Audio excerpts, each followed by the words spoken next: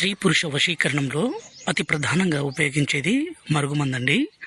ఇక్కడ కనిపించేది original powerful తండ మరుగుమందు.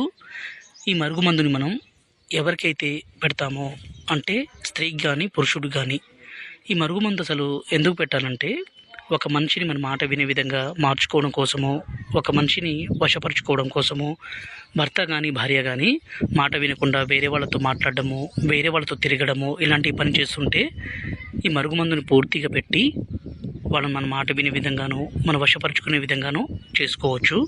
దయచేసి దీన్ని మంచి కోసం మాత్రమే ఉపయోగించగలరు. ఈ మరుగుమందుని స్వయంగా మా తండ ప్రాంతంలో 2 రకాలుగా తయారు చేస్తామండి.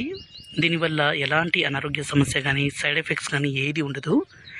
దీన్ని ఒకటి పౌడర్, అంటే మనం ఇది తాగే దాంట్లో అన్నంలో కానీ, కర్రీస్లో కానీ, జ్యూస్లో కానీ, కూల్ డ్రింక్స్లో కానీ, స్వీట్లో కానీ పెట్టి ఇవ్వచ్చు. రెండోది వచ్చేసి లిక్విడ్. ఈ లిక్విడ్ని మనం తలకి